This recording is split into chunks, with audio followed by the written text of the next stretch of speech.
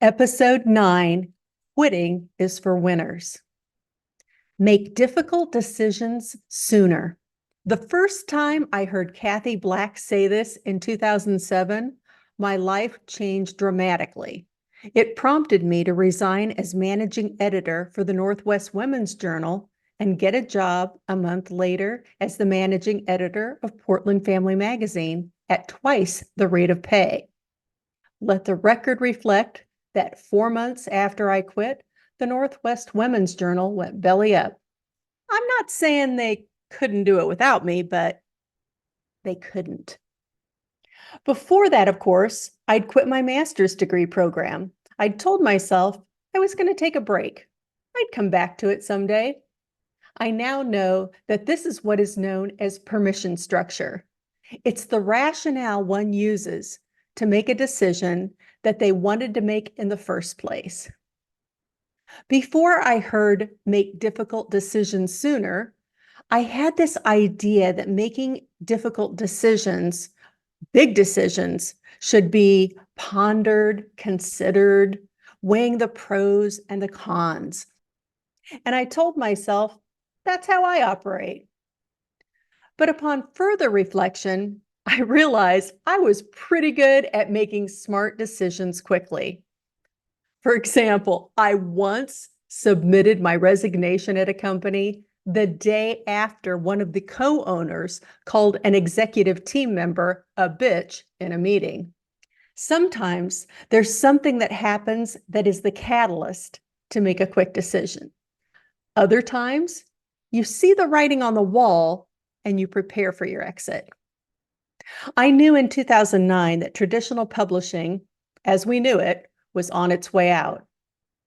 I knew I needed to prepare an exit strategy. Traditional publishing was expensive, and both readers and advertisers were headed online. So I studied blogging and social media. I even co-wrote 3 guidebooks. But the writing was on the wall when I found it was necessary to drive to the publisher's house every single month to pick up my check, because she was lying about putting it in the mail. You know, it's in the mail. And when you finally do receive it, the postmark, it's dated after she said it. That's when you know it's time to leave. And I did. Since then, I've quit clients, big clients, whose actions didn't match their core values or mine. What about quiet quitting? Yeah, that's not my style. I'm an all-in, ride or die kind of girl. I've known friends who've intended, some have outright told me they're leaving their spouses. And the next time I saw them, they'd act like it never happened. Then they're the ones who quietly get the divorce. You have a feeling, but because you don't keep in close touch, you don't really know. You feel something's different, but no one says anything. Same for the ones who've sworn they would never get married, and then they do, or they come to an agreement. Talk about quiet quitting. Note to self, I can't ever imagine that will be me. I could be wrong, but I kind of think if I ever get divorced, you'll hear about it. What about year of yes?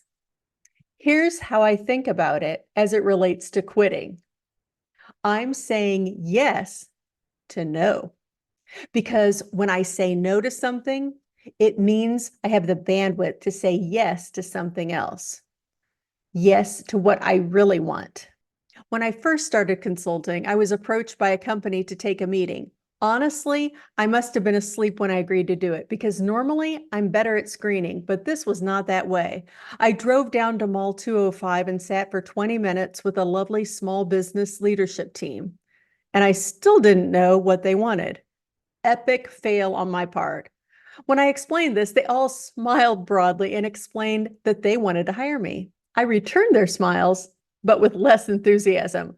I was not the best person for the job they needed to have done, but I could refer them to several other folks who could help them. But they wanted to hire me. I'd gotten really good at knowing when I wasn't the best person for a job, and that confuses people and makes them want to hire you even more. But when you're not the best person for the job, it's always best to say no.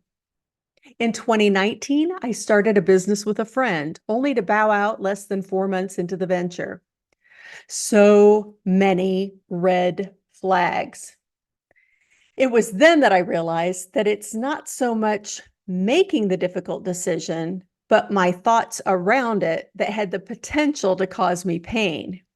I could have thought, I just walked away from a company where I had invested 4 months of 60-hour weeks worth of sweat equity. But instead, I showed myself some grace. I reminded myself that this was a win. Good job figuring that out so quickly, Mary. You learned a lot, and you'll see the red flags sooner next time. Saying no also ended up giving me the time to organize for Pete Buttigieg. I never could have done both. The most recent thing I quit was a book I was reading for book club. Last month's book was This Naked Mind by Annie Grace. Come on, is it just me, or does that name actually feel fake? I knew going into it that it was about drinking, and although I've never been much of a drinker, I agreed to read it. After all, someone was recommending it. As I started the book, my first thought was, I'm not the target audience, i.e., I'm not a drinker, let alone an alcoholic. The feeling that she's trying to convince me that I'm actually an alcoholic or may become one is persistent. But the more I read, the more I realized the book felt very much like Scared Straight meets former smoker meets MLM scheme. And so I quit the book. No big deal. What do I make it mean that I quit this book? The old me would have made it mean that I didn't respect the person who recommended it or that I was a quitter. I couldn't persevere. Maybe it got better. The new me makes it mean this book isn't for me and lets everything else go. And now I'm free to read the next book on my list. I'm Still Here by Austin Channing Brown, which is not an easy read by any means, but it's the right read for me. What about you? Are you a quitter? What's the last thing you quit? That's it for this week. Join me next week when I spill the tea on some big news in my life. It's been brewing for a while, and I can finally share it with you. I'm so excited.